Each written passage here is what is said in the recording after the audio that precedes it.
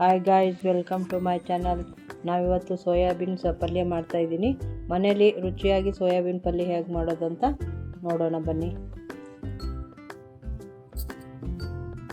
ಮೊದಲು ಸೋಯಾಬೀನ್ನ ಬಿಸಿನೀರಲ್ಲಿ ಒಂದು 3 ನಿಮಿಷ ಬೇಯಿಸ್ಕೋಬೇಕು. ಅದಕ್ಕೆ ಒಂದು ಸ್ವಲ್ಪ ಅರಿಶಿನ ಉಪ್ಪು ಹಾಕ್ಕೊಂಡು ಒಂದು 3 ನಿಮಿಷ ಬೇಯಿಸ್ಕೊಳ್ಳಿ.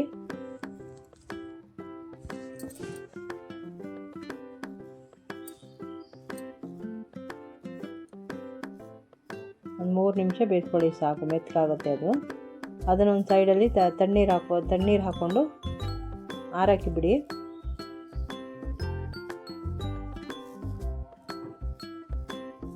ಅದನ್ನ ಸೈಡ್ ಇಟ್ಕೊಂಡು ನಾವೀಗ ಅದಕ್ಕೆ ಮಸಾಲೆ ರೆಡಿ ಮಾಡ್ಕೊಳ್ಳೋಣ. ನಾನು ಒಂದು 4 ಈರುಳ್ಳಿ ಹೆಚ್ಕೊಂಡಿದ್ದೀನಿ, ಒಂದು ಮೂರು ಉದ್ದುದಾಗಿ ಹೆಚ್ಕೊಂಡಿದ್ದೀನಿ, ಒಂದು ಸಣ್ಣದಾಗಿ ಹೆಚ್ಕೊಂಡಿದ್ದೀನಿ. 3 ಈರುಳ್ಳಿನ ಎಣ್ಣೆಯಲ್ಲಿ ಫ್ರೈ ಮಾಡ್ಕೊಳ್ಳಿ. ಗ್ರೇವಿ ತಿಕ್ಕಾಗಿರಲಿ ಅಂತ ನಾನು ಈ ಥರ ಮಾಡ್ತಾಯಿದ್ದೀನಿ. ಈರುಳ್ಳಿ, ಕೊತ್ತಂಬರಿ ಸೊಪ್ಪು, ಒಂದು 4 ಮೆಣಸಿನ್ಕಾಯಿ ಹಾಕ್ಕೊಂಡು ರುಬ್ಕೊಳ್ಳಿ. ಇವಾಗ ಸೋಯಾಬೀನ್ ತಣ್ಣೀರಲ್ಲಿ ಹಾಕಿಟ್ಟಿದ್ವಲ್ವ, ಅದನ್ನು ಒಂದು ಸ್ವಲ್ಪ ಎಷ್ಟಾಗುತ್ತೆ ಅಷ್ಟು ಹಿಂಡ್ಬಿಟ್ಟು ನೀರೆಲ್ಲ ತೆಗೆದ್ಬಿಟ್ಟು ಅದನ್ನು ಎಣ್ಣೆ ಹಾಕ್ಕೊಂಡು ಫ್ರೈ ಮಾಡ್ಕೊಳ್ಳಿ. ಯಾಕಂದರೆ ಅದು ಹಸಿ ವಾಸನೆ ಹೋಗಬೇಕಲ್ವ, ಅದಕ್ಕೊಂದು ಸ್ವಲ್ಪ ಉಪ್ಪು ಅರಿಶಿನ ಹಾಕ್ಕೊಂಡು ಫ್ರೈ ಮಾಡ್ಕೊಳ್ಳಿ, ಹುರ್ಕೊಳ್ಳಿ. ಅದನ್ನು ನೋಡಿ ಇವಾಗ ಆಗಿದೆ. ಒಂದು ಸ್ವಲ್ಪ ಆರಿದ ಮೇಲೆ ಅದಕ್ಕೆ ಮಸಾಲೆ ಮಿಕ್ಸ್ ಮಾಡ್ಕೊಳ್ಳೋಣ. ಅದು ಮಸಾಲೆ ಹೀರ್ಕೊಳ್ಳಿ ಅಂತ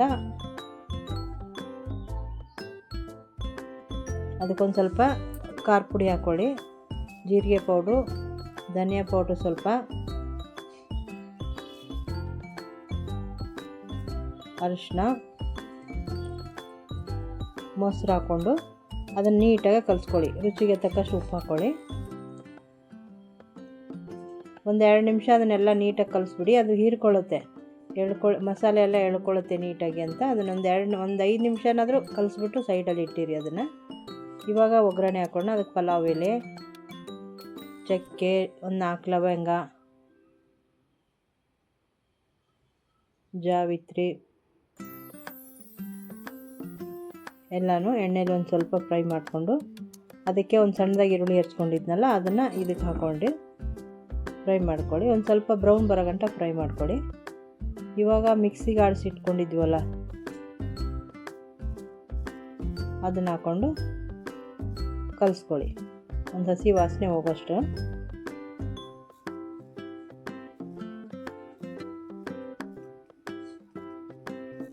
ಒಂದು ಸ್ವಲ್ಪ ಹಸಿ ಶುಂಠಿ, ಗರಂ ಮಸಾಲ ಒಂದು ಸ್ವಲ್ಪ ಹಾಕ್ಕೊಂಡಿದ್ದೀನಿ.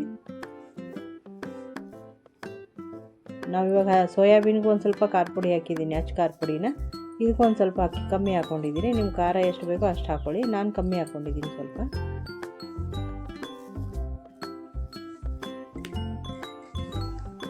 ಅದೆಲ್ಲನೂ ಒಂದು ಸ್ವಲ್ಪ ಫ್ರೈ ಆಗಬೇಕು. ಒಂದು ಸ್ವಲ್ಪ ಎಣ್ಣೆ ಬಿಟ್ಕೊಳ್ಳೋ ಗಂಟ ಫ್ರೈ ಮಾಡಿ. ಇವಾಗ ಅದು ಕಲಸಿ ಇಟ್ಕೊಂಡಿದ್ವಲ್ಲ ಸೋಯಾಬೀನ್ ಮೊಸರೆಲ್ಲ ಹಾಕಿ ಅದನ್ನು ಇದಕ್ಕೆ ಹಾಕ್ಕೊಂಡು ನೀಟಾಗಿ ಕಲಿಸ್ಕೊಳ್ಳಿ.